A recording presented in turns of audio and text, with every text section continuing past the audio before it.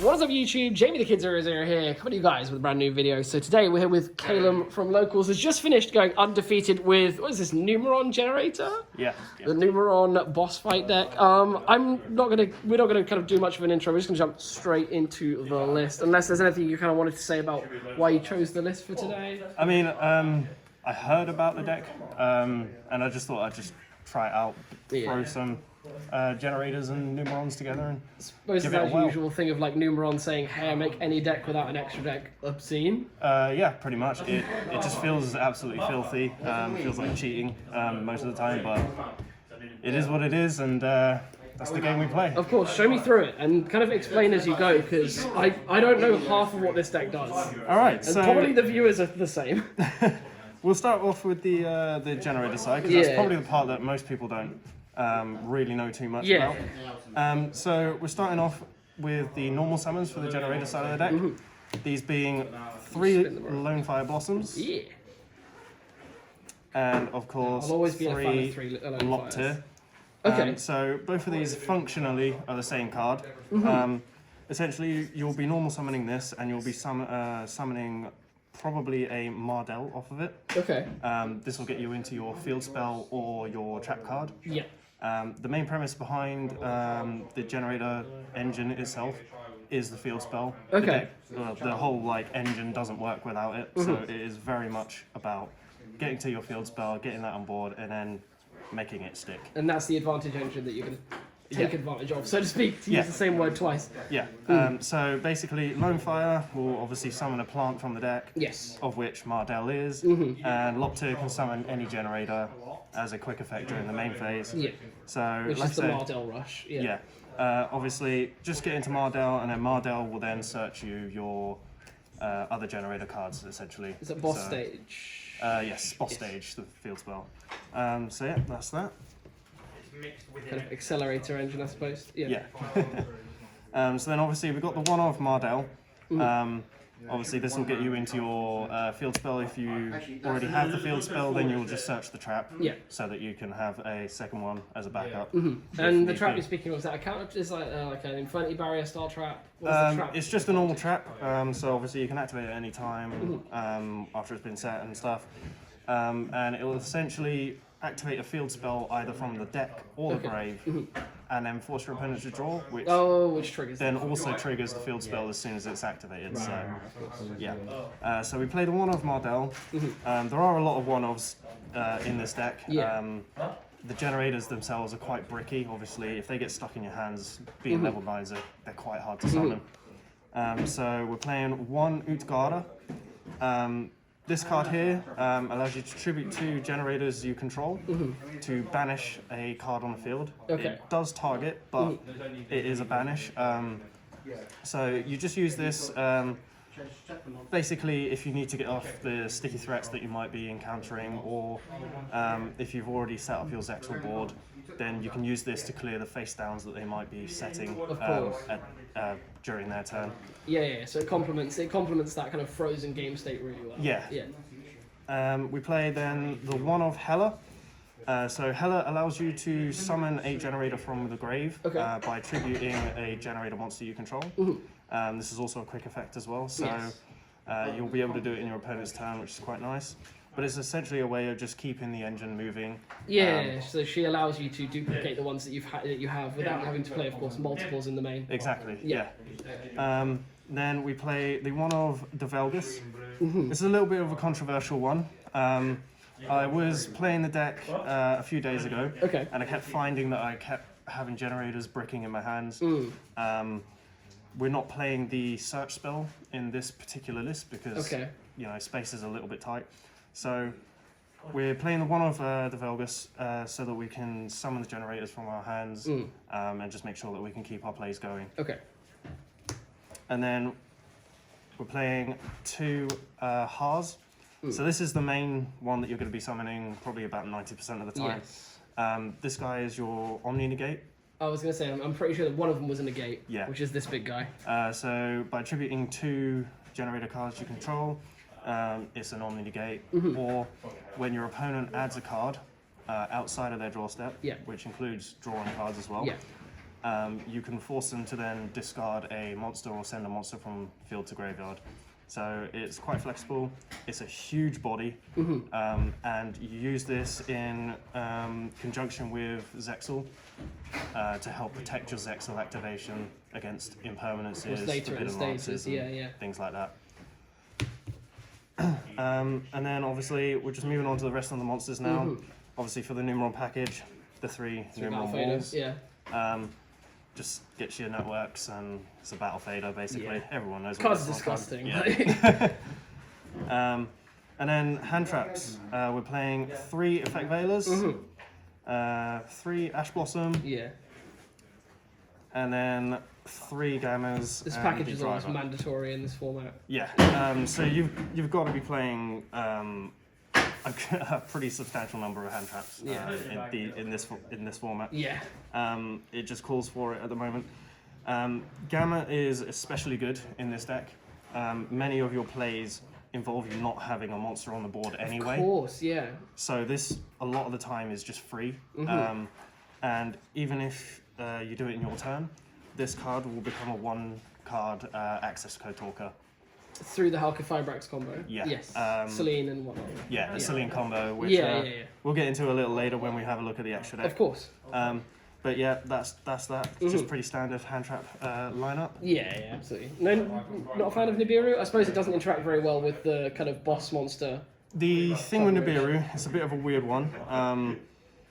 When you have the tokens from the field spell, they're all 1500 tokens. Oh, you're going to give someone. So you're going to give someone a thick Nibiru token, which if you don't have the banish guy, is impossible to remove. Basically impossible to remove. I feel you. So Nibiru in the main is a bit of a weird one. You could play it, but it's a bit risky. It has bad interactions. So for the spells? So for the spells, we're just moving on. The Numeron stuff, so the 2 callings and the 3 networks. Pretty standard amount. Busted cards, nothing more to say. And then the 3 boss stage. So this is the centerpiece of the deck. You'll activate this card after doing your Numeron BS. Shenanigans, because you can always get back into them, so you can just throw your networks away. So these just get tossed away. You play your field spell, and then it'll summon the heart and protect the Zexal from impermanences and such forth.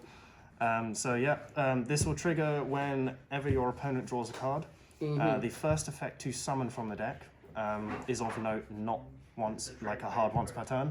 Oh, okay. So you can use multiples. So if you do use the boss fight, you'll be able to summon a second. I see. That's the relevance of setting up the field spell a second time, because then it gets you a strong boss monster from the deck. That's it. Not a second one. Sorry.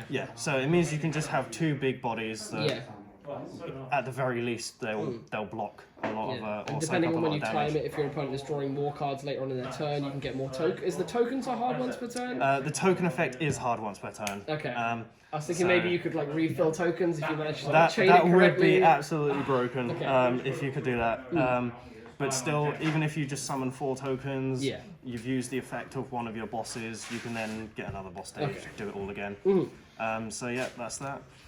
And then just to get your field spells, we're playing 1 set rotation, 1 terraforming. I was hoping we'd see the set rotation. A lot of times you can end up giving your opponent a dead network if you know they're not on that package, or the stage would basically do nothing for them anyway. So this is just really good, and then terraforming as well. Terraforming. And then onto the traps, we've just got the 3 boss fights. I've talked about this already. But this will just basically get your stages out. So you're essentially playing 8 boss stages. And 8 networks. So it is quite hard to break with this deck. That's that one. You're either establishing 1 negate, the other negate, or both negates. It was pretty much 1 either or both. And then more hand traps. That's 12 hand traps? Yes. 12 15 if you count wall. In a sense, Is that 40 cards? It's, I think, 41. It feels like so many more. It does. Such tiny engines. It's just loads of small engines just compiled into this amalgamation. So yeah, it's a pretty fun deck, but you know, you do feel dirty about it. Do you have the 4 generator tokens yet? I do not. Ah, No. okay. You'll see probably one of the gameplay videos. I was just chucking cards from the binder. £200 worth, if not more, of tokens. Yeah. That's fine. And they don't see any use otherwise, so may as well. Extra deck. So extra deck, just the Numeron stuff basically. There'll be 2 number 1, Yep. 2 number 2, 2 number 3, and 1 number 4. Take it, boys. Basically, we're playing 2 of the callings, so we want to have 2 sets that we can summon. The first set is you're normally only going to summon the 3 just to play around Nibiru and stuff like that. So all pretty much normal there. Now this next card I don't feel like I see a lot of the time, but I feel like it interacts with this deck really nicely. Yes, so we have number C1, Numeron Chaos Gate Sunya. So this is the guy that banishes the board, right? Yeah, so non-targeting, it will just banish the whole board, kind of like a Zero Boros effect. Yes. Actually very much like it. And then if you have network, it will return to the board and burn your opponent for every banished XYZ that you have. Which is at least 4. It will be 3 3 because of the one that was material under him. underneath this won't go to the banished. But this is just used to get out of a lot of sticky board states, a lot of weird situations that you might find yourself in. You've got a lot of cards that need to be read. Yeah. You know where I'm going with that. Yeah. Unfortunately, playing this deck, your opponent is going to be doing a lot of reading. Yeah. But yeah, and then we have the man himself. Yes. Your topic is Exel. It feels filthy summoning this card off with just one thing. I'm so used to doing massive combo plays to get this out. But now it's just do nothing for 3 turns, thanks. yeah, it's, you know, your opponent just sets and passes for 3 turns. What more could you ask for, right? And then we're playing the 1 calamities as well, because if Zexal wasn't enough, we'll make your opponent play not, you know, no more Yu-Gi-Oh. Yeah. And this is infinitely better than Jormungandr. Oh yeah, Jormungandr is trash. The deck was made to make Jormungandr, but this guy's so much better for this. Yeah. I was tempted to play Infinitrack Earth Slicer. Yes, that's the 2 9s. So yeah, well, it's I think it's 2 or more 9s. Oh, okay. So you can just detach any number of materials to pop any number of cards on board. I mean, this guy's disgusting. And whatever he kills, he soaks up as a material. Yeah. But Calamities is just that slight bit better, you know. And if you cared about it that much, you would have played just more. You probably would have got to the castle, right? The one that banishes. If you cared about removal that much, yeah. Yeah, the castle sort of banishes, so it's slightly better. But in terms of removal, I think there's plenty of options in the deck anyway, so this is probably just the best option. And then onto the links. We've got the Mega Clops. There's not much that needs saying about this, but it's an alternative route you can use with the Numeron engine. It's really good against Emancipators. Yes. And basically, yeah, it's just a 4K unaffected beat stick. And then we have... It's clean into Striker, right, as well? Because it's untargeted, right? I think it's just unaffected by monsters. Oh, okay. Yeah. I thought it was unanchorable. Yeah, no. So it's not that great against like macro stuns and Striker and things. But yeah, we're playing the 1 unicorn just as a tech option. There is one sort of like tech space, so I just thought unicorn would probably be the most generic thing. And then the access code package, which is the 1 Halqifibrax, the 1 Selene, and access code Talker. So what normally happens if you have a spare monster and a tuner, or if you gammed them during your turn, you'll make the Halqifibrax. The Fibrax will then summon an effect veiler from the deck. That and the Halqifibrax will then make Selene, and then Selene can revive the effect veiler and then go up into access code Talker. Easy OTK-ville. Yeah. Because that's the one thing you technically lack. I mean, it's not quite an OTK. It's actually 7,700 damage.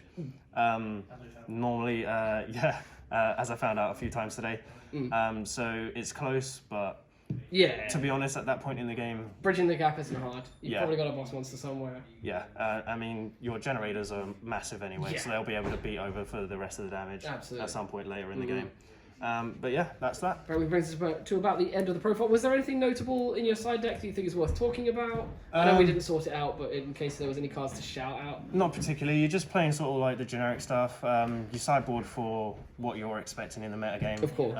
For whatever event you're going to. Absolutely. Most of the stuff is just going second options. So yeah, just your typical like lightning storms, your twin twisters, your Nibiru's, things like that. Yeah, usual kind of things of just complementing where the deck lacks, I suppose. Essentially, yeah. You just want to keep in mind that the deck is quite weak to back row and stun decks, especially Altergeist, Guru, Sky Striker as well. So you just want to have those decks in mind when you're building the side deck. But apart from that, that's about it. Absolutely. Well, thank you so much for your time. Any last shout-outs you'd like to give before we close the video out? Absolutely no. Other than, of course, the standard one to Manascrew. Yeah, obviously to Mark and Manascrew, and I'll see Jam Cards UK. Cards working out. Well, either way, guys, thank you so much for watching. Hope you've all enjoyed. If you have, leave us a like, subscribe if you're new here, share this with your friends if you think they'd benefit from it. Hope you all enjoyed. See you guys next time. Peace out. Bye-bye.